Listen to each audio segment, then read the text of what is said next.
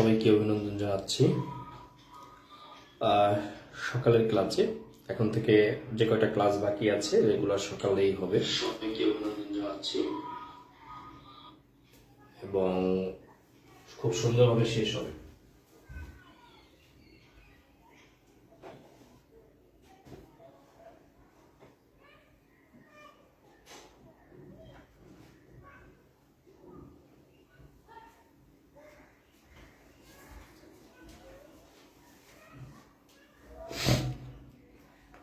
সবাই শুনতে পাচ্ছেন এবং দেখতে পাচ্ছেন, আমি আশাবাদী। কোনো সমস্যাই হচ্ছে না বলে আশাবাদী। আমরা আজকে বাংলাদেশ বিষয়াবলীর 3 নাম্বার লেকচারে চলে আসছি। 2 নাম্বার লেকচারটা আপনাদেরকে রেকর্ড দিয়েছিলাম, আপনারা জানেন, এবং খুব সুন্দর রেকর্ড ছিল। রেকর্ড হলেও ওখানে অনেক কিছু জানার ছিল। তারপর থেকে আমরা আজকে মুঘল শাসন দিয়ে ক্লাস শুরু করতে যাচ্ছি। আমরা সাম্রাজ্যবাদ দিয়ে ক্লাস শুরু করতে যাচ্ছি। আপনারা জানেন যে গত ক্লাসে আমি আলোচনা করেছি যে মুঘল শাসনের সূত্রপাত কিভাবে হয়। এটা বলেছিলাম যে ভারতের যে সালতানাতের পতন, এই ভারতের সালতানাতের পতন অর্থাৎ ইব্রাহিম লোদি বংশের ইব্রাহিম লোদি পরাজিত হয় বাবরের নিকট। আর বাবরের নিকট লোদি পরাজিত হলে ভারতের সালতানাত ধ্বংস হয় এবং ভারতের সাম্রাজ্যবাদ শুরু হয়। এই যে মুঘল সাম্রাজ্যই হচ্ছে বা মুঘল শাসনই হচ্ছে ভারতের প্রথম সাম্রাজ্যবাদ, যে সাম্রাজ্যবাদের জন্ম হয় জহিরুদ্দিন মোহাম্মদ বাবরের হাত দিয়ে, যেটা ছিল পানিপথের প্রথম যুদ্ধ। এটা গতদিনই ক্লিয়ার করেছি। তো এই মুঘল শাসন শুরু হয় 1526 সালে এই পানিপথের প্রথম যুদ্ধে এবং শেষ হয় 1857 সালের মধ্য দিয়ে। এই যে 1857 সাল, এই 1857 সালে হয় সিপাহী বিদ্রোহ। আর 1526 সালে হয় পানিপথের প্রথম যুদ্ধ। তাহলে পানিপথের প্রথম যুদ্ধ দিয়ে মুঘল শাসন শুরু হয়, আর 1857 সালের সিপাহী বিদ্রোহ দিয়ে মুঘল শাসন শেষ হয়। আমি আশা করি এই জায়গাটা আপনাদেরকে বোঝাইতে পেরেছি। এবং মুঘল শাসন যার হাত দিয়ে শুরু হয় তার নাম হচ্ছে জহিরুদ্দিন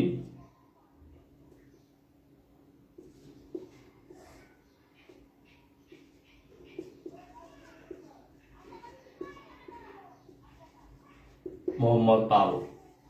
যার হাত দিয়ে শুরু হয় তার নাম হচ্ছে জহিরুদ্দিন মোহাম্মদ বাবর।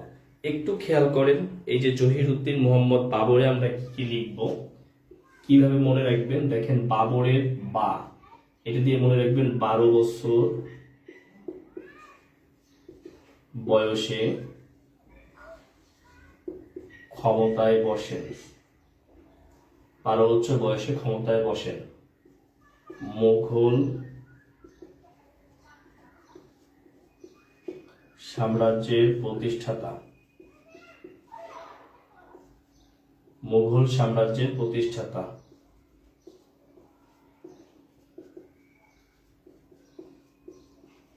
মুঘল সাম্রাজ্যের প্রথম সম্রাট। এতদিন ছিল সুলতানি ব্যবস্থা, এখন হচ্ছে যেহেতু সাম্রাজ্য হয়ে গেছে এই জন্য আমরা বলবো কি, সম্রাট বলবো। এই কারণে আমরা কি বলবো, সম্রাট বলবো। ঠিক আছে? তো এই হলো বাবর। তো এই বাবরের মৃত্যুর পর ক্ষমতায় বসবে, আমরা এটাকে যদি 1 নাম্বার দেই, 2 নম্বরে তারই ছেলে নাসিরউদ্দিন মোহাম্মদ হুমায়ুন।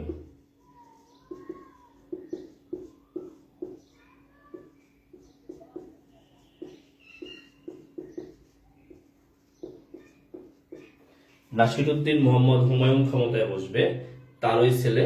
আমরা হুমায়ুন সম্পর্কে বেশ কিছু তথ্য আমরা এখন জানবো। এই যে নাসিরউদ্দিন মোহাম্মদ হুমায়ুন, এই হুমায়ুন তিনি আমাদের দিনাজপুরে আসছিলেন, মানে গৌড়ে আসছিলেন। এই গৌড়ের সৌন্দর্যে মুগ্ধ হয়ে নাম দিয়েছিলেন জান্নাতাবাদ। গৌড়ের সৌন্দর্যে মুগ্ধ হয়ে বাংলার নাম দেন জান্নাতাবাদ। গৌরীর সৌন্দর্যে মুগ্ধ হয়ে বাংলার নাম দেন কি ভাই? জান্নাতাবাদ। লিখেন, লেখার জন্য টাইম দিলাম, লিখে ফেলেন।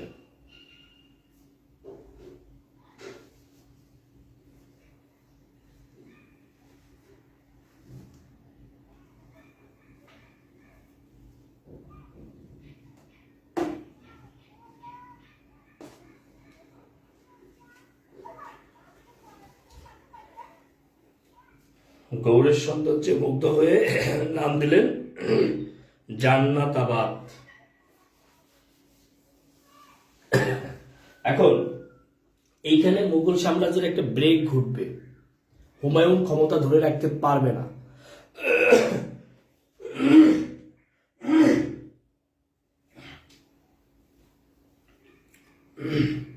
হুমায়ুন ক্ষমতা ধরে রাখতে পারবে না, এখানে একটা ব্রেক ঘটবে।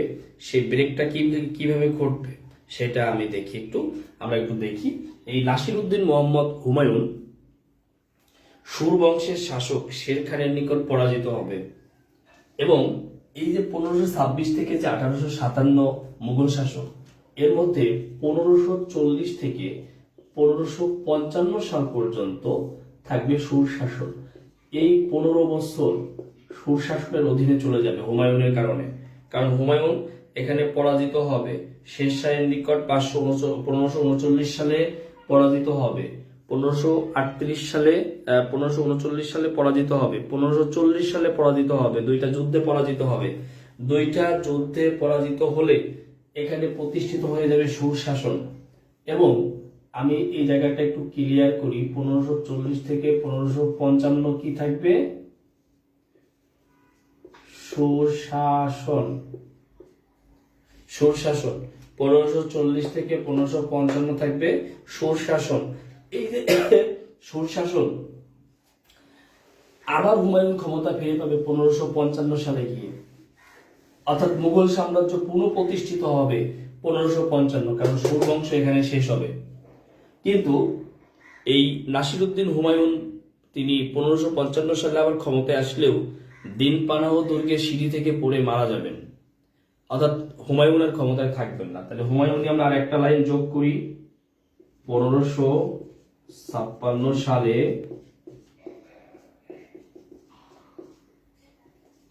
দিন পানাহ দুর্গের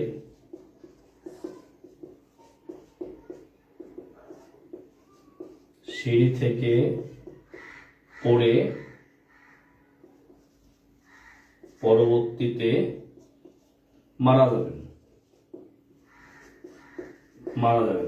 অর্থাৎ দিন পানাহ দুর্গের সিঁড়ি থেকে পড়ে যাওয়ার পর এরপরে অসুস্থ হয়ে পরবর্তীতে কি হয়?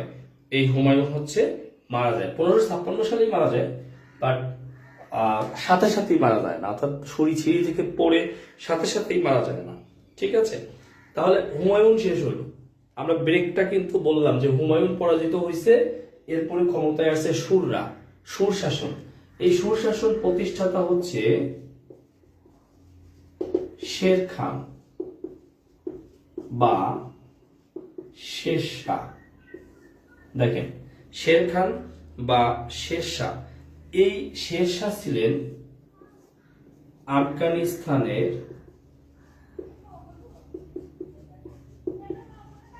সুর বংশের শাসক। শের খান ছিলেন আফগানিস্তানের সুর বংশের শাসক। তিনি আসলেন, হুমায়ুনকে পরাজিত করলেন এবং তিনি কি করলেন?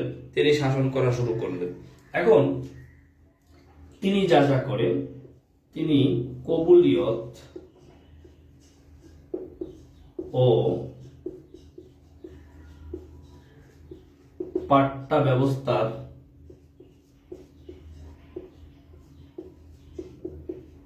প্রচলন করেন।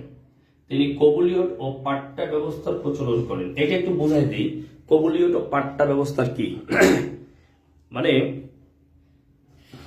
হ্যাঁ, দিন পানাহ দুর্গ হচ্ছে গ্রন্থের নাম। দিন পানাহ দুর্গে সিঁড়ি থেকে পড়ে মারা যান। ঠিক আছে। আহ, আবু সায়াম, জি। দেখেন, আপনাদের আগামী রমজান পর্যন্ত 12 তারিখ পর্যন্ত টানা এরকম ক্লাস হবে, হয়ে বাংলাদেশ শেষ হবে। এবং দুই একটা থাকতে পারে কৃষি শিল্প এই জাতীয়, ওটা সাম্প্রতিকের মধ্যে টানবো। আর যারা 47-এর ব্যাচে ভর্তি হয়েছেন তাদের এই রমজান মাসেই 47-এর ব্যাচ শুরু হবে। এই ব্যাচ থেকে তাদেরকে আলাদা ব্যাচে নিয়ে যাওয়া হবে এবং প্রথম থেকে আবার আপনাদেরকে ক্লাস দেওয়া হবে। ঠিক আছে। তো দেখেন, আমরা যদি দেখি যে কবুলিয়ত হচ্ছে ভূমির সত্য স্বীকার করে শের খান মানুষ মানে জনগণকে যে দলিল দিত, সেই দলিলের নাম হচ্ছে কবুলিয়ত। এই দলিলের বিপরীতে শের খানকে তারা যে ট্যাক্স দিত, মানে কর দিত, সেই করের নাম হলো পাট্টা। দেখেন, এখানে খুব ইম্পর্টেন্ট যেটা, যে তিনি সোনারগাঁ থেকে লাহোর পর্যন্ত 4830 কিলোমিটার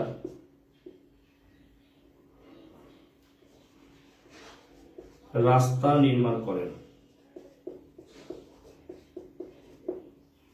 তিনি সোনারগাঁ থেকে লাহোর পর্যন্ত 4830 কিলোমিটার রাস্তা নির্মাণ করেন।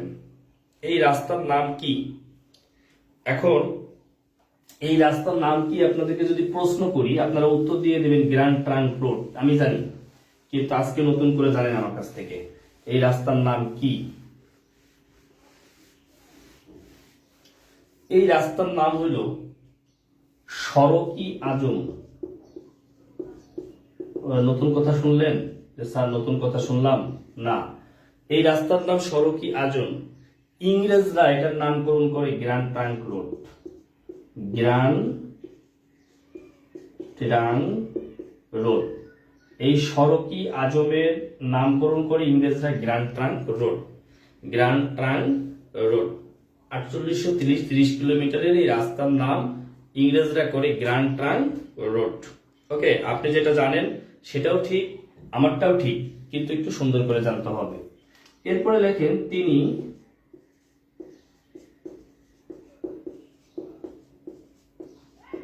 ঘোড়ার ডাকের প্রচলন করেন। আমি ছোটবেলায় ভাবতাম ঘোড়া আগে ডাকতো না, ওরে দিয়ে ডাকাইছে উনি। ব্যাপারটা মোটেও তা না। ঘোড়ার ডাকের প্রচলন করেন মানে ঘোড়ার মাধ্যমে ডাক যোগাযোগ ব্যবস্থা উনি প্রচলন করেন। ঘোড়ার মাধ্যমে ডাক যোগাযোগ ব্যবস্থার প্রচলন করেন।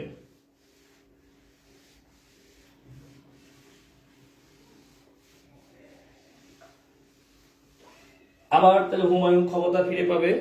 সূর্যের এই 1545 সালে শের খান বারুদ বিস্ফোরণে মারা যাবে। এরপরে তার সন্তানরা শাসন করবে। আমরা যদি সংক্ষেপে সেই বিষয়গুলো জানি যেগুলো পরীক্ষা আসবে না, কিন্তু ঘটনা জানার জন্য যদি আপনি দেখেন যে 1545 সালে শেরশাহ বারুদ বিস্ফোরণে মারা যায়। তার মৃত্যুর পর তারই ছেলে ইসলাম শাহ উপাধি ধারণ করে ক্ষমতায় বসেন। তার নাম হলো পুত্র জালাল খাঁ। অর্থাৎ এই শেরশাহের পুত্র জালাল খাঁ ইসলাম শাহ নাম ধারণ করে তিনি ক্ষমতায় বসেন। এরপর 1554 সাল পর্যন্ত 9 বছর তিনি ক্ষমতায় ছিলেন। এরপরে ক্ষমতায় আসে আদিল শাহ। এই আদিল শাহ পতন হয়, যিনি সুর বংশের সর্বশেষ শাসক। এই আদিল শাহ পতন হয় হচ্ছে সিকান্দার শাহের কাছে। সিকান্দার শাহের পতন হয় আবার হুমায়ুনের কাছে। তো আবার হুমায়ুনের কাছে পতন হলে, সংক্ষেপে বললাম কারণ এগুলো লাগবে না, হুমায়ুনের কাছে পতন হলে সুর বংশ বা শের খান বা শেরশাহের বংশ এখানেই শেষ হয়। আবার পুনরায় এই মুঘল শাসন শুরু হয়। তো হুমায়ুন মারা গেল। হুমায়ুন মারা যাওয়ার পর তার পুত্র আকবর, আপনি নাম শুনেছেন, আকবর এই মুঘল শাসনের সিংহাসনে বসার গৌরব অর্জন করেন। তাহলে আমরা একটু আকবর সম্পর্কে জানবো। আকবরের পুরো নাম হলো জালালউদ্দিন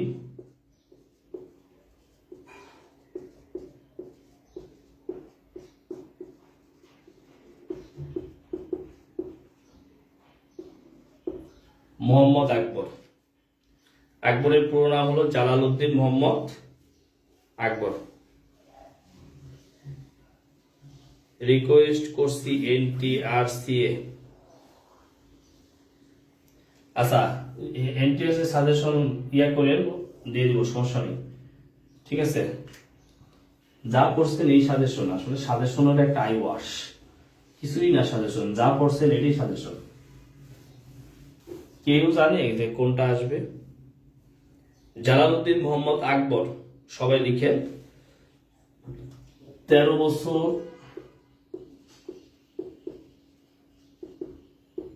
বয়সে ক্ষমতায় বসে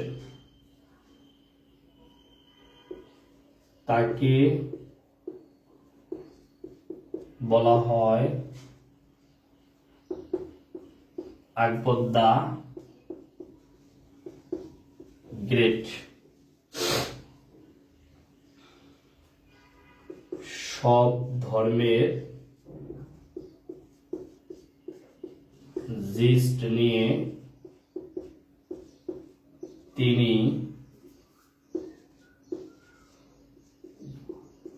একটি ধর্মের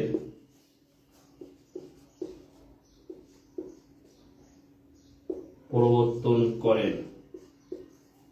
এটা হলো, এই ধর্মের নাম দেন দ্বীন-ই-ইলাহি।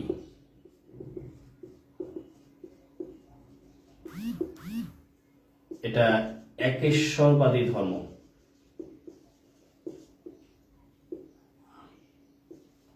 মানে এক ঈশ্বরে বিশ্বাসী, একেশ্বরবাদী ধর্ম। দেখেন, বাংলা সন প্রবর্তন করেন, লিখে নেন, বাংলা সন প্রবর্তন করেন।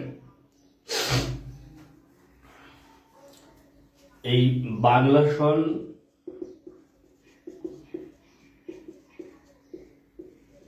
গণনা শুরু হয়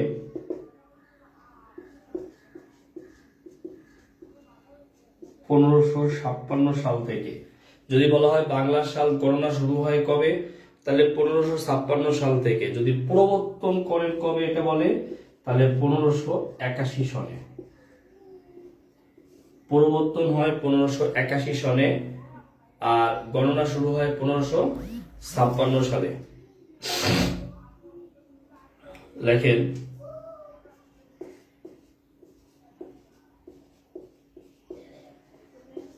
তিনি মনসবাদী প্রথা চালু করেন। এই মনসবাদী প্রথা হলো সেনাবাহিনী সংস্কার। মনসবাদী প্রথা কি? সেনাবাহিনী সংস্কার। তিনি মনসবাদী প্রথা চালু করেন। এবার তার সময়ে কে কোন দায়িত্বে ছিল সেইগুলো আমরা একটু জানবো। এটা লেখা হইলে একটু ডান লেখেন তো, এইটা লেখা হইলে একটু ডান লেখেন তো, লেখা হইলে ডান লেখেন।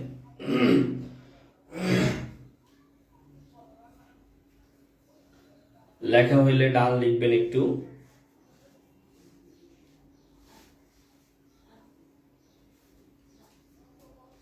লেখা হইলে ডান লিখবেন।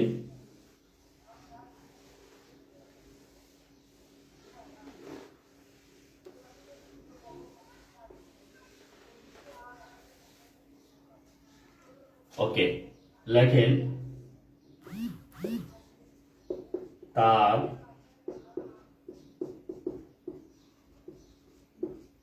প্রধান সেনাপতি, তার প্রধান সেনাপতির নাম হচ্ছে মানসিংহ। লেখেন, তার সভাসদ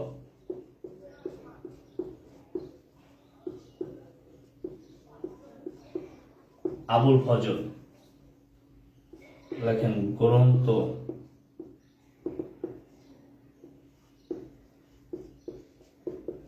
আইন-ই-আকবরী। এখানে জানেন যে আপনারা প্রথম বাংলা জনপদের কথা জানা যায় আইন-ই-আকবরী গ্রন্থে, না, দেশবাচক শব্দ বাংলা পাওয়া যায় আইন-ই-আকবরী গ্রন্থে, এটা আপনারা জানেন। লেখেন এরপরে লেখেন যে রাজসভার গায়ক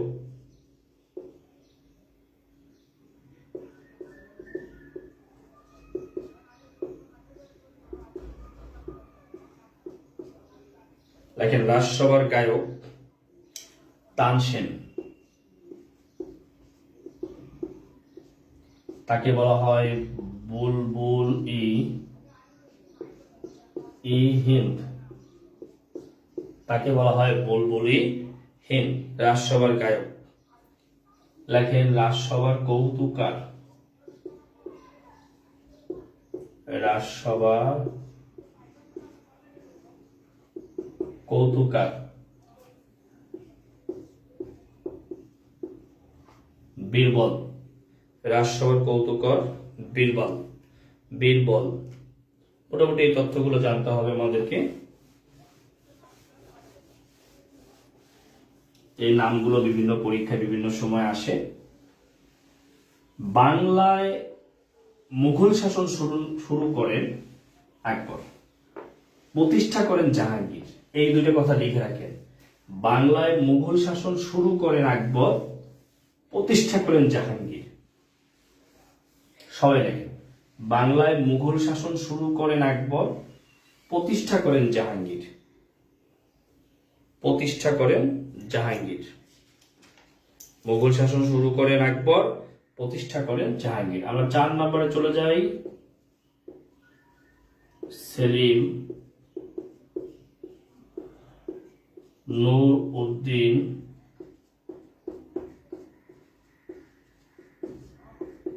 মোহাম্মদ জাহাঙ্গীর।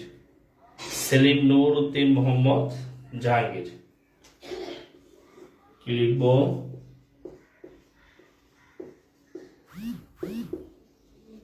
তিনি বাংলায়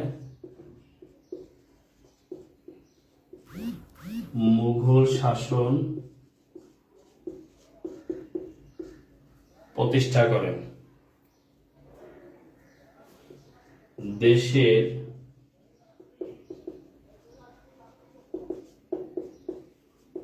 সরকারি কাজে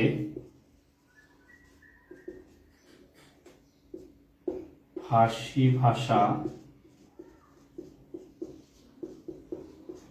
চালু করেন। দেশের সরকারি কাজে ফার্সি ভাষা চালু করেন।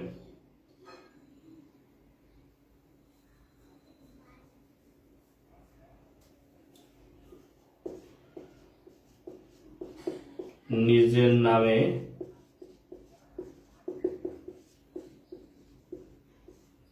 মুদ্রার প্রচলন করেন। নিজের নামে মুদ্রার প্রচলন করেন। জাহাঙ্গীর থেকে আর তেমন কোনো কিছু নাই পড়ার, আপাতত নাই। কিন্তু যখন সুবেদারিতে যাব তখন জাহাঙ্গীরের যে সুবাদার ইসলাম খান নিয়ে আমরা একটু পড়ালেখা করব, তখন কাজে লাগবে আর কি জাহাঙ্গীরকে। আপাতত জাহাঙ্গীর নিয়ে আমাদের কোনো পড়ালেখা নাই। আর মধ্যযুগে আমরা খুব বেশি সময় দিব ব্যাপারটা তা না, কারণ গুরুত্বপূর্ণ তো ভাষা আন্দোলন, মুক্তিযুদ্ধ, আধুনিক যুগ। আমরা ওখানে গিয়ে সময় না হয় দিব, বুঝতে পেরেছেন? ওখানে গিয়ে আমরা সময় দেব, বেশ সময় আমরা দিয়ে দিব। এবার আসেন 5 নম্বরে। শাহজাহান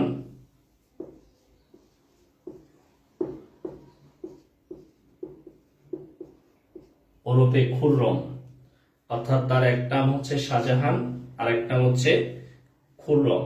এই খুররম বা শাহজাহান হচ্ছে জাহাঙ্গীরের পুত্র। এই শাহজাহান বা খুররম হচ্ছে জাহাঙ্গীরের পুত্র।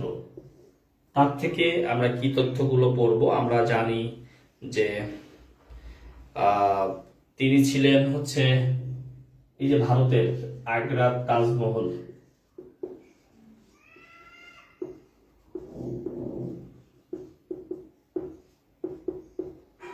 আগ্রার তাজমহল নির্মাণ করেন।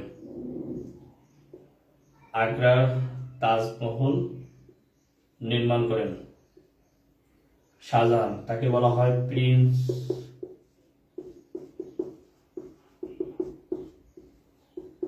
Of builders. Prince of builders বলা হয় শাহজাহানকে।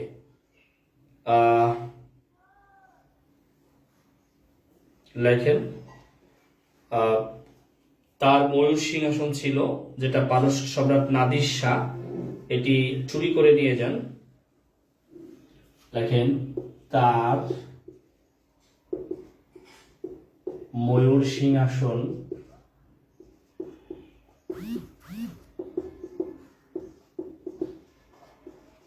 পারস্য সম্রাট নাদির শাহ লুণ্ঠন করেন, মানে চুরি করেন,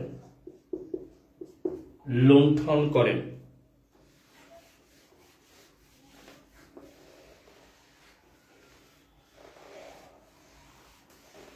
নাদির শাহ তার এটা লুণ্ঠন করে নিয়ে যান।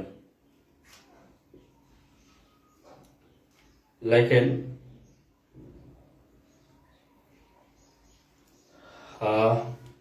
এখানে আসলে তেমন কোনো কিছু নাই পড়ার। লাস্ট বংশ পরম্পরায় মুঘল সম্রাট হচ্ছে 6 জন, মানে বাপ বেটা। ঠিক আছে, ওই যে ছোটবেলা পড়ছেন বাবার হইল জ্বর আবার সারিল ঔষধে, তাহলে বাবার হইল জ্বর আবার সারিল ঔষধে, বাবারে বাবর বাবার হইল জ্বর, হইলতে হুমায়ুন, তারপরে আবারে আকবর, আবার জ্বর, জ্বরে কি জাহাঙ্গীর, সারিল ঔষধে, এই সারিলতে শাহজাহান আর ঔষধে হচ্ছে সেটা হলো আওরঙ্গজেব। ঠিক আছে, ছোটবেলা এগুলো পড়ছেন। আওরঙ্গজেব,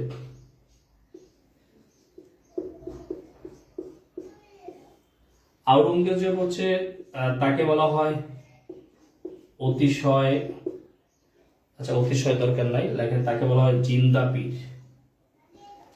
তাকে জিন্দা পীর। তার আরেক নাম হলো আলমগীর,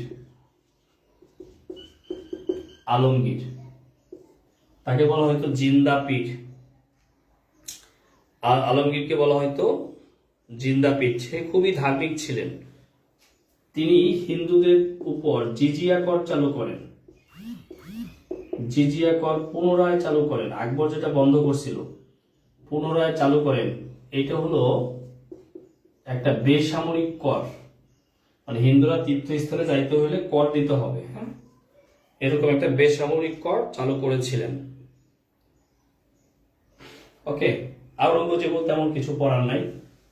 আমরা বংশ পরম্পরায় যারা মুঘল সম্রাট তাদেরকে শেষ করলাম, কিন্তু এখানে মুঘল সাম্রাজ্য শেষ হয় না, মুঘল সাম্রাজ্য আরো বাকি আছে। কারণ এই বংশ পরম্পরায় মুঘলদের পরেও ক্ষমতায় আসেন যারা, তাদেরকে আমাদের একটু পড়তে হবে। যেমন মোহাম্মদ শাহ ক্ষমতায় আসে, আহমদ শাহ আবদালি ক্ষমতায় আসে, দ্বিতীয় শাহ আলম ক্ষমতায় আসে, তারপরে দ্বিতীয় বাহাদুর শাহ জাফর ক্ষমতায় আসে। আচ্ছা, এখন এরপরে যে ক্ষমতায় আসে মোহাম্মদ শাহ, এই মোহাম্মদ শাহ নিয়ে তেমন কোনো লেখাপড়া নেই, কিন্তু আমি জাস্ট অর্ডার গুলো দেখাই যাচ্ছি যে কার পর কি আসে। মোহাম্মদ শাহ নিয়ে তেমন কোনো লেখাপড়া নাই। তার সময় মূলত ওই শাহজাহানের যে কোহিনূর হীরা, ময়ূর সিংহাসন কোহিনূর হীরা, এই ধনরত্ন লুণ্ঠন করে নিয়ে যায় নাদির শাহ, এই মোহাম্মদ শাহের সময় চুরি করে নিয়ে যায়। এখানে তেমন কোনো লেখাপড়া নাই। এরপরে ক্ষমতায় আসবে আহমদ শাহ আবদালি, আহমদ শাহ আবদালি। এরপর ক্ষমতায় আসবে আহমদ শাহ আবদালি। এই আবদালি, হ্যাঁ, মুঘল সম্রাট তিনি ছিলেন না, তিনি ছিলেন হলো নাদির শাহের সেনাপতি। কিন্তু এই আবদালি কিন্তু মুঘল সম্রাট না। আমরা জাস্ট পর্যায়ক্রমে, কারণ এই সময় কিন্তু অনেক কিছু ব্রেক ঘটছে। তিনি পানিপথের ৩য় যুদ্ধে অবতীর্ণ হন এই মুঘলদের সাথে, তো এখানেও খুব গুরুত্বপূর্ণ কিছু নাই। তারপরে আসে দ্বিতীয় Shah Alam,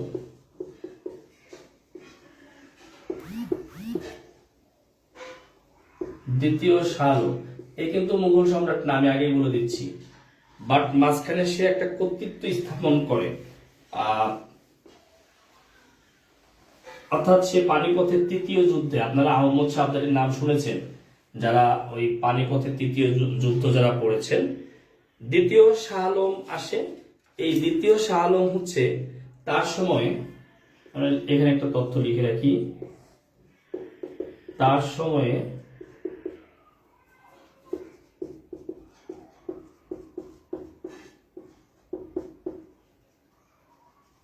east India company মাত্র 26 লক্ষ টাকার বিনিময়ে বাংলা বিহার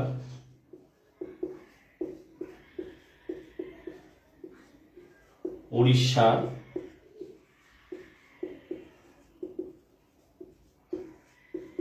দেওয়ানি লাভ করে। বাংলা বিহার উড়িষ্যার দেওয়ানি লাভ করে এই দ্বিতীয় শাহ আলমের সময়। এরপরে ক্ষমতা আসবে দ্বিতীয়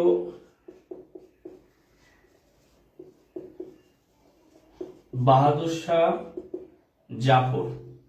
দ্বিতীয় বাহাদুর শাহ জাফর ক্ষমতা আসবে, আমরা এখানে কিছু তথ্য লিখি। তিনি সর্বশেষ মুঘল সম্রাট। তিনি সর্বশেষ মুঘল সম্রাট। দ্বিতীয় বাহাদুর শাহ জাফর হচ্ছে সর্বশেষ মুঘল সম্রাট। কিভাবে তার পতন হবে? আপনারা জানেন যে 1857 সালে সিপাহী বিদ্রোহ হয়। আমি একটু করে সিপাহী বিদ্রোহ পড়াবো, যদি আজকে সুযোগ হয়, সময় হয় পড়াবো। এই সিপাহী বিদ্রোহের কারণে দ্বিতীয় বাহাদুর শাহ জাফরের পতন হয় এবং তাকে মায়ানমারের ইয়াঙ্গুনে, মানে বর্তমানে ইয়াঙ্গুন, সাবেক রেঙ্গুনে তাকে নির্বাসন দেওয়া হয় এবং সেখানে তিনি মারা যান এবং তাকে সেখানেই কবর দেওয়া হয়। অর্থাৎ বর্তমান মায়ানমারের ইয়াঙ্গুন, সাবেক রেঙ্গুনে তার কবর রয়েছে। এর লিখে রাখেন, সিপাহী বিদ্রোহের মাধ্যমে তার পতন হয়। সিপাহী বিদ্রোহের, আমি প্রথমেই লিখাইছিলাম, সিপাহী বিদ্রোহের মাধ্যমে তার পতন হয়। আমি প্রথমেই লিখাইছিলাম যে সিপাহী বিদ্রোহের মাধ্যমে মুঘল শাসন শেষ হবে। মনে করে দেখেন, প্রথমেই এই কথাটা লিখিয়েছিলাম যে সিপাহী বিদ্রোহের মাধ্যমে মুঘল সাম্রাজ্যের পতন হয়। সিপাহী বিদ্রোহের মাধ্যমে মুঘল শাসনের পতন হয়, এটা আমি কিন্তু প্রথমেই লিখাইছিলাম। সেই সিপাহী বিদ্রোহের মাধ্যমেই মুঘল শাসনের পতন হইল। তাহলে মুঘল শাসনের মধ্যে ব্রেক থ্রো কি ছিল? যেটা হচ্ছে সুর শাসন। আর একটা ঝামেলা ছিল মুঘল শাসনের সময়, যেটা আমি এখন পড়ব।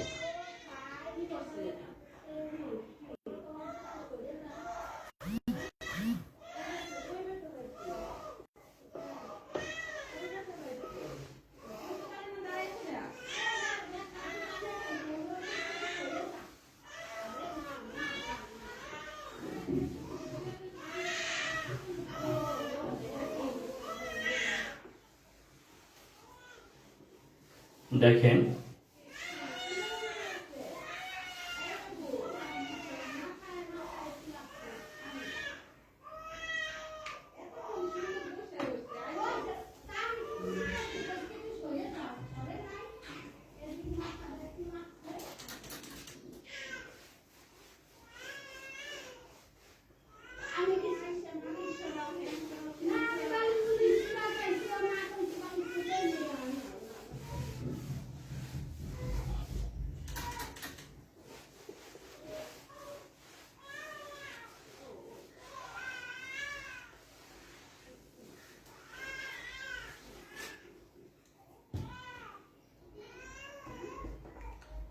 দেখেন এই 12 ভূঁইয়াদের শাসনের মধ্যে আর একটা ব্রেক ঘটে, মুঘল শাসনের মধ্যে।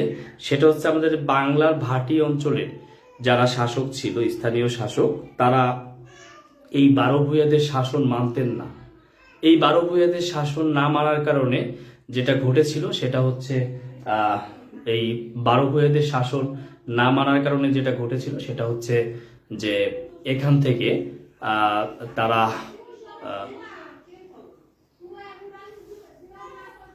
মানে তারা ঐক্যবদ্ধভাবে একত্রিত হয়ে এই মুঘল সম্রাটদেরকে আক্রমণ করত, মুঘল শাসকদেরকে আক্রমণ করত, যাদেরকে বলা হয় 12 ভূঁইয়া।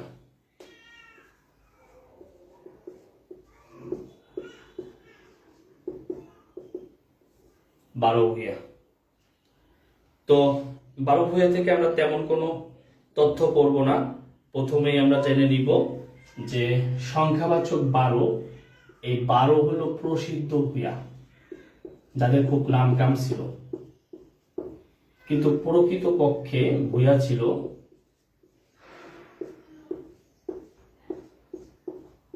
36 জন। প্রকৃত পক্ষে ভূঁইয়া ছিল 36 জন। ওকে, এবার নেতা, 12 ভূঁইয়াদের নেতা কে ছিল? আমরা 12 ভূঁইয়াদের নেতার নামটা একটু জেনে নিই। সেটা হলো ঈশা খাঁ। ঈশা খাঁ। এখন দুইটা যুদ্ধ এখানে হবে। একটা হলো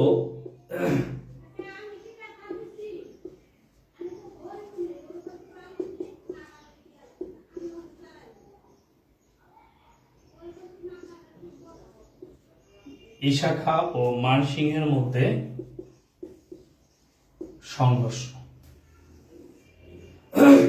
ঈশা খাঁ ও মানসিংহের মধ্যে সংঘর্ষ। এই মানসিংহ হচ্ছে আকবরের প্রধান সেনাপতি। আকবরের প্রধান সেনাপতি। এই দুইটার মধ্যে সংঘর্ষ হয়। এই সংঘর্ষ হলে ঈশা খাঁ হেরে যায়। হেরে গেলেও সন্ধি চুক্তির মাধ্যমে ঈশা খাঁ তার ক্ষমতা টিকায় রাখে। অর্থাৎ ওই যে বলেছিলাম যে আকবরের সময় বাংলায় মুঘল শাসন শুরু হয়, এই মানসিংহের মাধ্যমেই শুরু হয়, কিন্তু প্রতিষ্ঠা হয় না। তাইলে আরেকটা দ্বন্দ্ব হবে, যুদ্ধ হবে। এই ঈশা খাঁ মারা যাবে। ঈশা খাঁ মারা গেলে তার পুত্র মুসা খাঁ ও ইসলাম খানের মধ্যে যুদ্ধ হবে।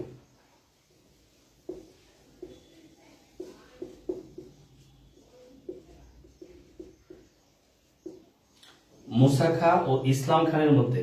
এই ইসলাম খাঁ হলো সম্রাট জাহাঙ্গীরের সুবাদার। এই সম্রাট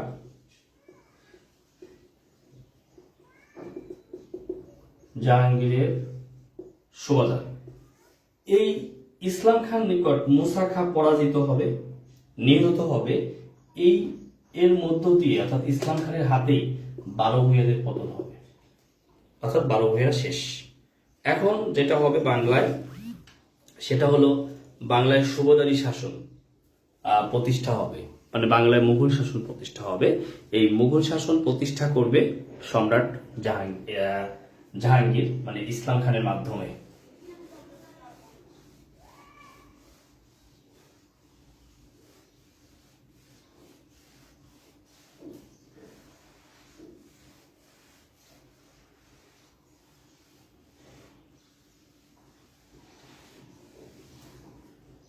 তাহলে আমরা লিখতে পারি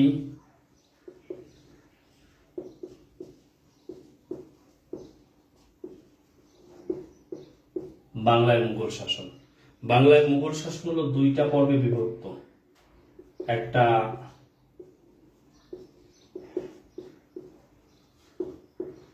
সুবাদারি শাসন, আরেকটা নবাবী শাসন। এই সুবা এর মানে হচ্ছে প্রদেশ, অর্থাৎ এই প্রদেশের শাসকদেরকে বলা হইতো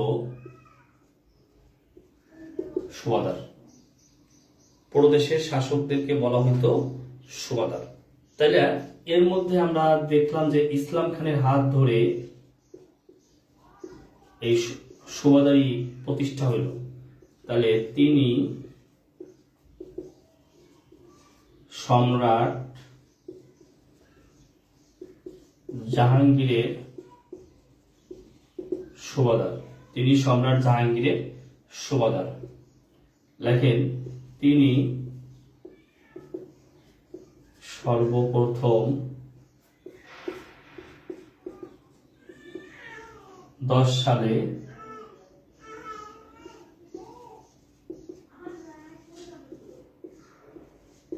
ঢাকায় রাজধানী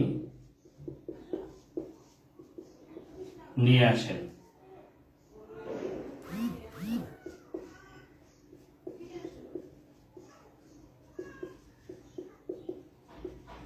জাহাঙ্গীরনগর নাম দেন জাহাঙ্গীরনগর। তিনি নাম দেন জাহাঙ্গীরনগর।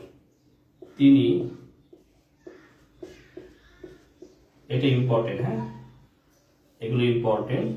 দোলাই খাল খনন করেন, বর্তমান নাম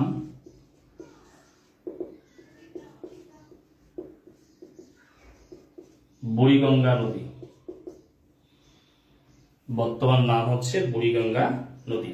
তিনি দোলাই খাল খনন করেন, বর্তমান যার নাম হচ্ছে বুড়িগঙ্গা নদী।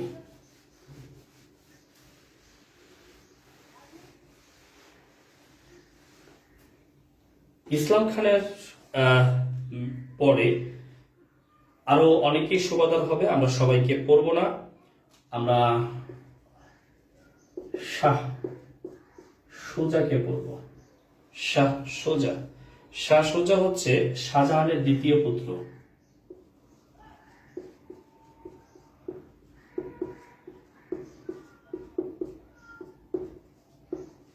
শাহজাহানের দ্বিতীয় পুত্র হচ্ছে শাহ সুজা, তার মানে শাহজাহানের সুবাদার সে। এখানে ইম্পর্টেন্ট যে জন্য শাহ সুজাকে পড়ালাম, তিনি ঢাকার চকবাজারে দেখেন, তিনি ঢাকার চকবাজারে বড় কাটরা নির্মাণ করেন।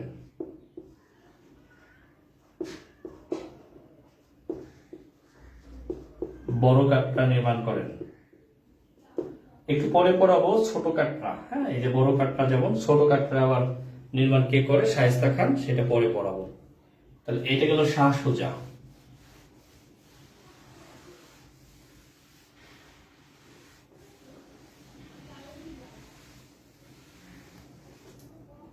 শাহ সুজার পরে আমরা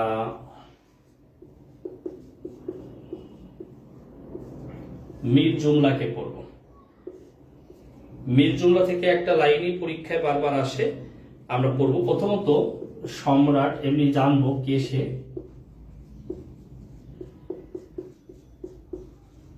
আওরঙ্গজেবের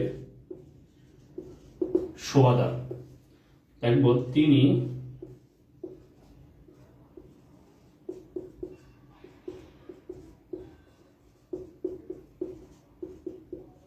ঢাকা গেট নির্মাণ করেন। তিনি ঢাকা গেট নির্মাণ করেন। ওকে, এরপরে আমরা লিখব শায়েস্তা খান।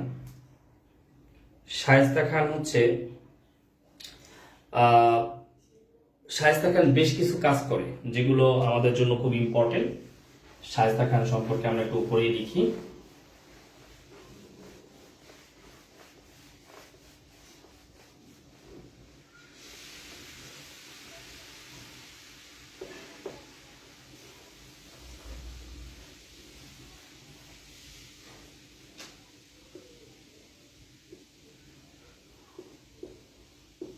এমনি ইজি লাইনটা লিখে ফেলেন যে শায়েস্তা খানের আমলে টাকায় 8 মণ চাল পাওয়া যেত, ওটা লিখে ফেলেন যে তার আমলে টাকায় 8 মণ চাল পাওয়া যেত। শায়েস্তা খানের আমলে টাকায় 8 মণ চাল পাওয়া যেত।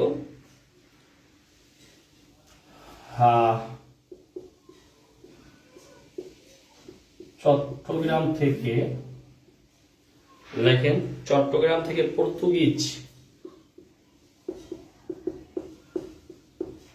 ও মগ, মগ হলো মারমা উপজাতি,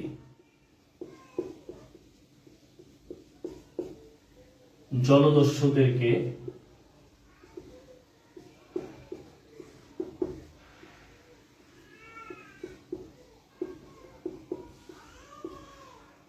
বিতাড়িত করেন। জলদস্যুদেরকে বিতাড়িত করেন।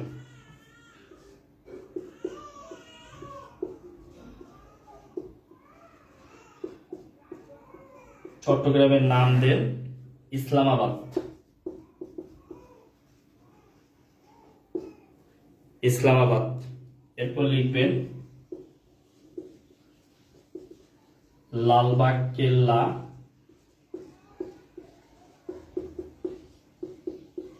নির্মাণ করেন। এটা আপনারা জানেন যে ঢাকার লালবাগ কেল্লা নির্মাণ করেন এবং এটা হচ্ছে পরিবিবির মাজার নামে খ্যাত। এই পরিবিবি হচ্ছে শায়েস্তা খানের কন্যা এবং এটা পরিবিবির যে আসল নাম, মানে আমরা পরিবিবি পরিমণি লেখেন না আবার, হ্যাঁ, পরিবিবি শায়েস্তা খানের কন্যা, আসল নাম হচ্ছে ইরান্দু খত। ইরান্দু খত, পরিবিবি হচ্ছে শায়েস্তা খানের কন্যা, আসল নাম হচ্ছে ইরান্দু খত। লেখেন এগুলোই। তিনি ছোট কাটরা নির্মাণ করেন চকবাজারে, ওই যে একটু আগেই বলছি, ছোট কাটরা নির্মাণ করেন চকবাজারটা, ছোট কাটরা বড় কাটরা সব চকবাজারে নির্মাণ করেন। আরেকটা করেন যে মোহাম্মদপুরে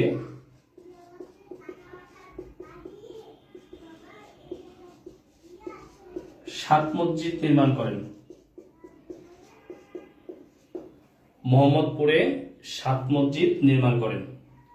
মোহাম্মদপুরে সাত মসজিদ নির্মাণ করেন।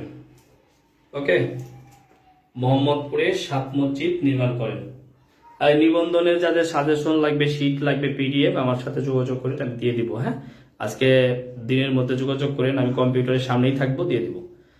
প্যারা নেওয়ার কিছু নাই, আর প্যারা নিয়েন না তো। হ্যাঁ, হোয়াটসঅ্যাপে যোগাযোগ করেন, হোয়াটসঅ্যাপে দিয়ে দিব, ডাউনলোড করতে সুবিধা হবে।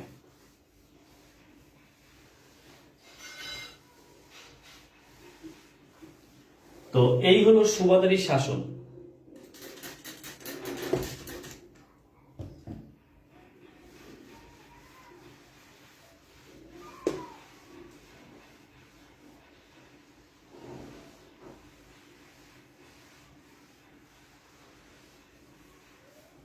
সুবাদারি শাসন। এরপরে যেটা আমরা লিখেছিলাম যে বাংলায় মুঘল শাসন দুই ভাগে বিভক্ত, তাহলে তার মধ্যে আরেকটা হচ্ছে নবাবী শাসন। তাহলে আমরা লিখব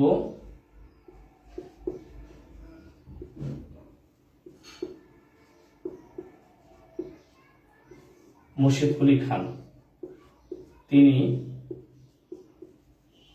শেষ সুবাদার এবং প্রথম নবাব। তিনি শেষ সুবাদার এবং প্রথম নবাব। এই যে নোয়াখালীর বজ্রাশাহী মসজিদ, এটা তিনি নির্মাণ করেন। নোয়াখালীর বেগমগঞ্জে বজ্রাশাহী মসজিদ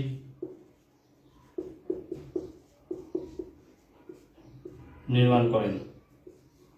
নোয়াখালীর বেগমগঞ্জে বজ্রাশাহী মসজিদ নির্মাণ করেন। তো এরপরে ঘটনাগুলো খুব শর্ট করব, কারণ এই জায়গাটা অনেকেরই জানা যে মুর্শিদ কুলি খান এটা শুরু করলো, নবাব সোজাউদ্দিন খান আসে, সোজাউদ্দিন খান খুব একটা গুরুত্বপূর্ণ না। এরপর নবাব আলীবর্দী খান আসেন, আলীবর্দী খানের সময়ে খুব গুরুত্বপূর্ণ কোনো কিছু নাই। আলীবর্দী খানকে আমরা গুরুত্বপূর্ণ ভাবি নবাব সিরাজউদ্দৌলার জন্য, কারণ নবাব সিরাজউদ্দৌলার মানে দাদা হচ্ছে আলীবর্দী খান, মানে মায়ের বাবা। এই আলীবর্দী খানের কোনো পুত্র সন্তান ছিল না, ছিল মাত্র তিনটা কন্যা সন্তান, একটা আমেনা বেগম, আর একটা ময়মুনা বেগম, আর একটা ঘসেটি বেগম। এই আমেনা বেগমের গর্ভেই আসে এই নবাব সিরাজউদ্দৌলা, এবং রাজমহল ষড়যন্ত্রের কারণে নবাব সিরাজউদ্দৌলার পতন হয়। আর এর মাধ্যমেই বাংলার থেকে স্বাধীনতার সূর্য অস্তমিত হয়। ঠিক আছে, আমরা যদি একবারে লিখি যে নবাব, এবং আমি মনে করি এই ঘটনা সবার জানা, নবাব সিরাজউদ্দৌলা। এই নবাব সিরাজউদ্দৌলা ক্ষমতায় আসে 10 এপ্রিল 1756, এবং মূলত তার পতন হয় 23 জুন 1757। মৃত্যু হয় না, পতন হয় 23 জুন, মারা যায় 2 এপ্রিল গিয়ে, 2 জুলাই গিয়ে। ঠিক আছে, তাকে মেরে ফেলা হয় আর কি 23 জুন 1757 সালে তার পতন হয়। এই সময়কাল সে ক্ষমতায় ছিল এবং তিনি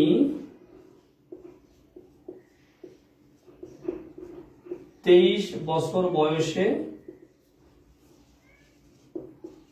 ক্ষমতায় বসেন। তিনি 23 বছর বয়সে ক্ষমতায় বসেন। তার প্রকৃত নাম মির্জা মোহাম্মদ আলী।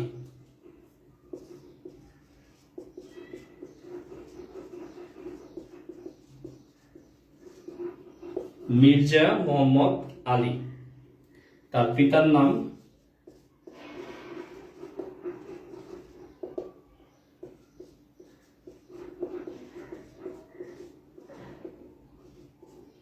জয়নুদ্দিন,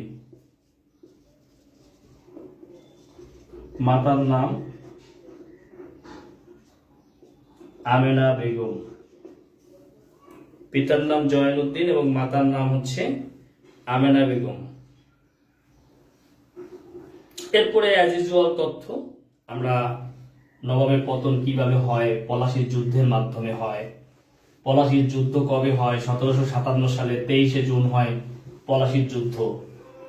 হ্যাঁ, পলাশীর যুদ্ধ।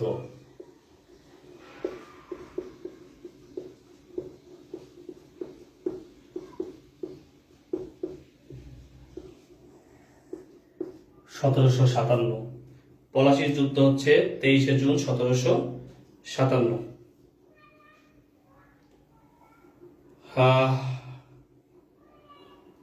এরপরে জাস্ট লিখে রাখেন যে মীর জাফরের পুত্র মিরনের, লিখে রাখেন মীর জাফরের পুত্র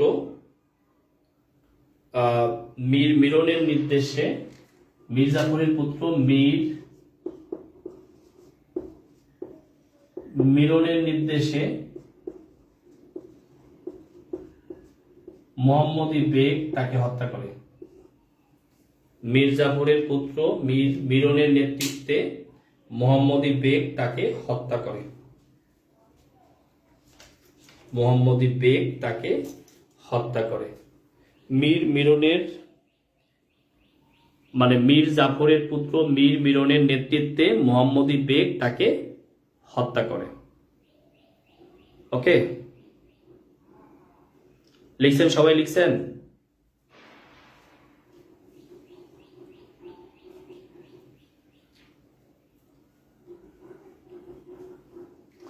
আমরা নেক্সট ক্লাসে আধুনিক যুগ শুরু করব এবং মোটামুটি সব মিলিয়ে 47 পর্যন্ত চলে যাব।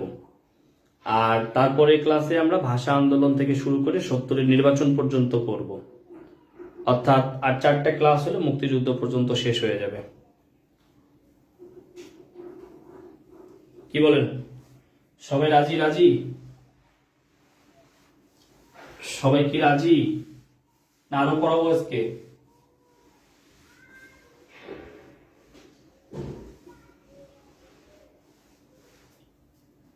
কি সবাই রাজি? আরো পড়বেন? সকালেই উপস্থিতি আরো ভালো মনে হইল, যে সকালের উপস্থিতি বেশি ভালো মনে হচ্ছে আমার কাছে রাতের চেয়ে। তাহলে রাত 10টায় কষ্ট করে লাভ কি? সকাল 8টার সময় যদি এত ভালো উপস্থিতি থাকে, আমার কাছে 8-10 জন অনেকেই বেজে, কোনোদিনও এসে বেশি থাকে না। তো যদি সকালে সবাই হয় একদম ফ্রেশ মাইন্ড, সকালবেলা একটা ফ্রেশ আবহাওয়ায়, হ্যাঁ, করেন মানে পড়েন। সকালে যদি আমার মাথায় মানে রাত 10টা হয় কি, অনেক সময় অফিস থেকে এসে সারতে পারি না। সকালে হইলে তো আমি রেগুলার নিতে পারি, 8টার সময় হইলে আমি তো রেগুলার চালাইতে পারি। যেমন 7টায় নিলে আমি 2 ঘন্টা নিতে পারি, 7টা থেকে 9টা খুব ভালোভাবে নিতে পারি 2 ঘন্টা। ঠিক আছে, 8টায় হইলে 8টা থেকে 9টা, 9:30, ইভেন 10টা পর্যন্ত নেওয়া যেতে পারে। যদি আপনারা থাকেন, মানে অ্যালাইভ থাকেন, আপনারা নেওয়া যেতে পারে, কোনো সমস্যা নেই। বুঝতে পেরেছেন? কোনো সমস্যা নেই।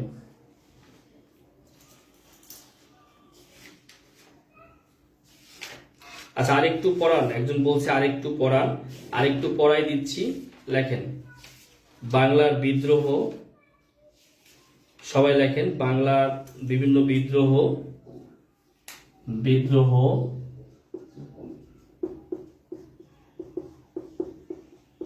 জাগরণ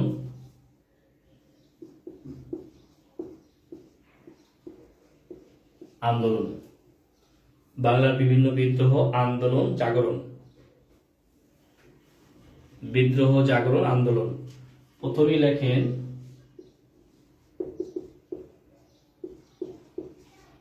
ফকির সন্ন্যাসী বিদ্রোহ। ফকির সন্ন্যাসী বিদ্রোহ হয় 1760 থেকে 1800 সাল। সময়কাল 1760 থেকে 1800 সাল। ওকে, লেখেন ইস্ট ইন্ডিয়া কোম্পানির বিরুদ্ধে প্রথম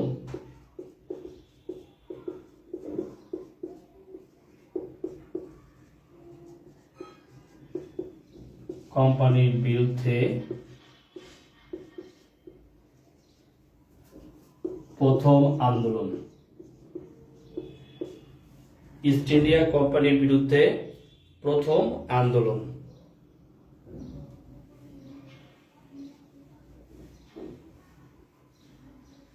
লেখেন, এখানে লিখবেন নেতৃত্ব দেন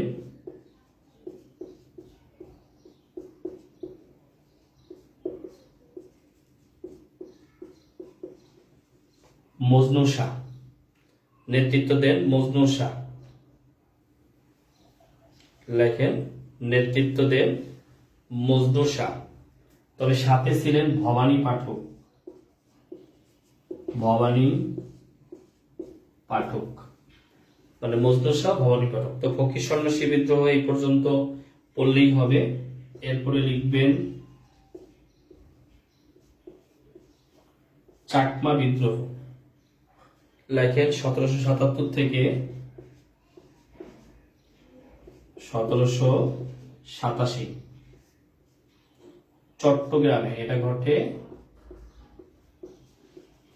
চট্টগ্রামে ঘটে। রাজা জোয়ান বক্স খান নেতৃত্ব দেন। এর সবই ইংরেজদের বিরুদ্ধে, যদিও আমরা ইংরেজ শাসন করিনি এখনো। জোয়ান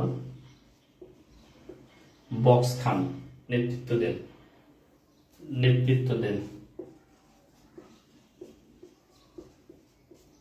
রাজা জোয়ান বক্স খান এটার নেতৃত্ব দেন। চাকমা বিদ্রোহের নেতৃত্ব দেন।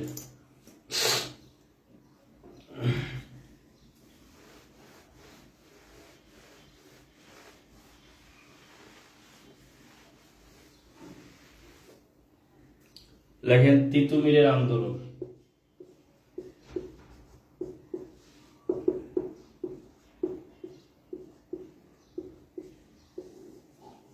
তিতুমিরের আন্দোলন যেটা হলো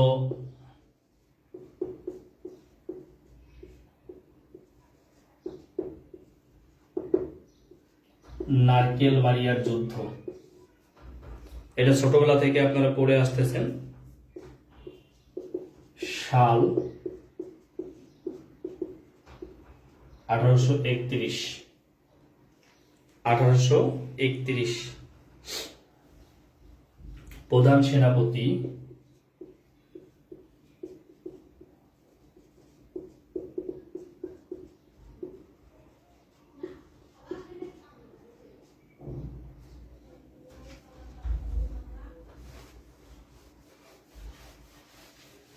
গোলাম মাসুম। প্রধান সেনাপতি হচ্ছে গোলাম মাসুম।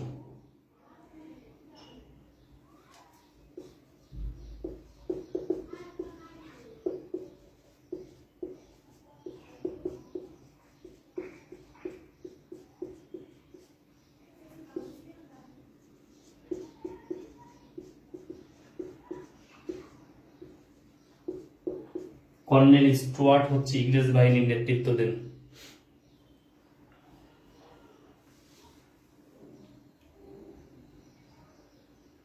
লেখেন ইস্ট ইন্ডিয়া কোম্পানির বিরুদ্ধে প্রথম অস্ত্র ধারণকারী বাঙালি শহীদ হচ্ছে তিতুমির। প্রথম বাঙালি শহীদ, অস্ত্র ধারণকারী প্রথম বাঙালি শহীদ তিতুমির। অস্ত্র ধারণকারী প্রথম বাঙালি শহীদ হচ্ছে তিতুমির।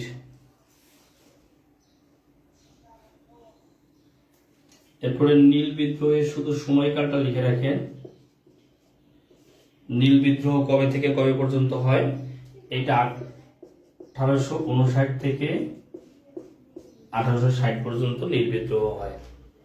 1859 থেকে 1860 পর্যন্ত নীল বিদ্রোহ হয়। এবং আপনারা জানেন দীনবন্ধু মিত্র নীল দর্পণ নাটক লিখেন এর উপরে।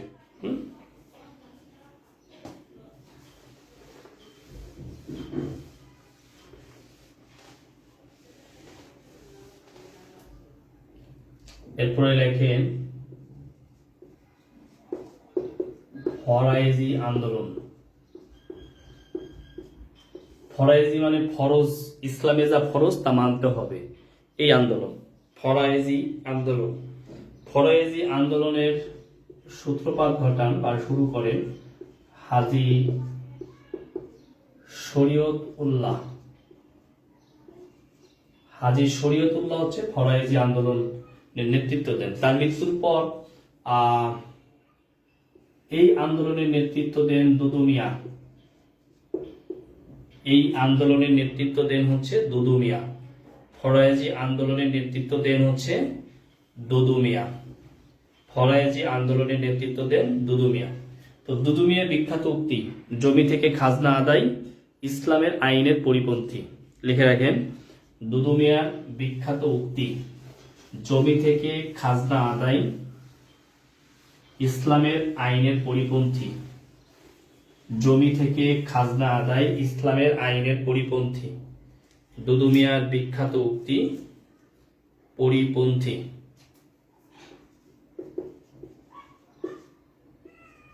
এই যে সেই সিপাহী বিদ্রোহ যেটা বলেছিলাম। সিপাহী বিদ্রোহের সময়কাল হলো 1857 সাল। 1857 সাল। এটা ভারতের কানপুর সেনা ছাউনিতে ঘটে। কানপুরের সেনা ছাউনিতে এই সিপাহী বিদ্রোহের সূত্রপাত হয়। আমরা এখান থেকে যেটা লিখবো সেটা হচ্ছে প্রথম শহীদ, সিপাহী বিদ্রোহের প্রথম শহীদ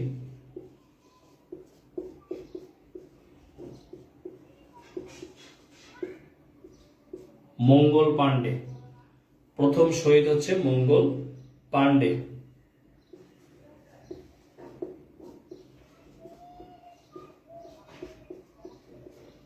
ঢাকায় নেতৃত্ব দেন সিপাহী রজব আলী।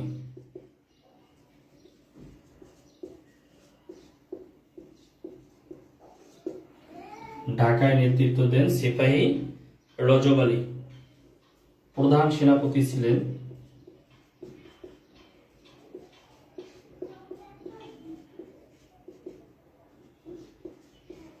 নানা সাহেব। প্রধান সেনাপতি ছিলেন নানা সাহেব, যার প্রকৃত নাম হচ্ছে ধন্দুপন্থ।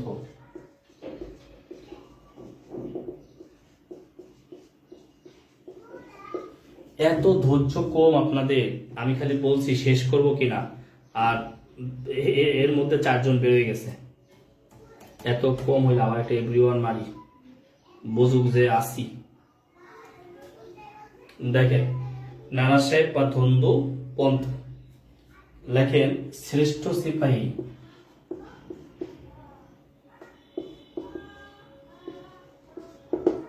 শ্রেষ্ঠ সিপাহী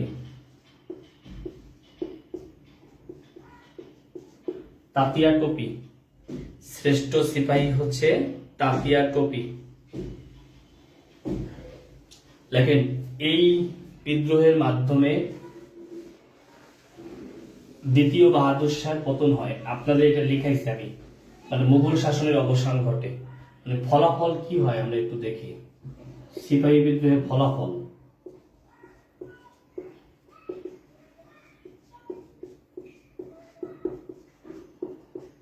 মুঘল সাম্রাজ্যের পতন। মুঘল সাম্রাজ্যের পতন। তারপরে ইস্ট ইন্ডিয়া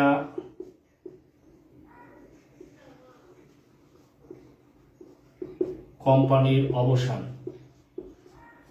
যাক, সুন্দর হলো, কারণ এরপরের ক্লাসে আমার জন্য খুব সুবিধা হবে শেষ করতে।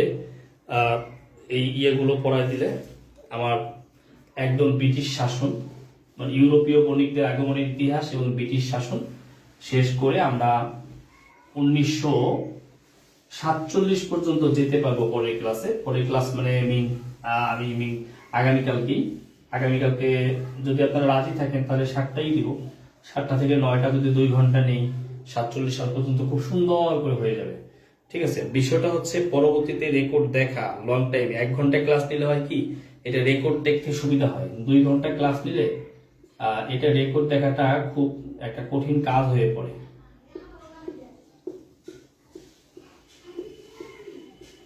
তেভাগা আন্দোলন। তেভাগা আন্দোলন হলো ফসল। তেভাগা আন্দোলন হলো ফসল 3 ভাগের 2 ভাগ করে, 2 ভাগ পাবে কৃষক আর 1 ভাগ পাবে মালিক।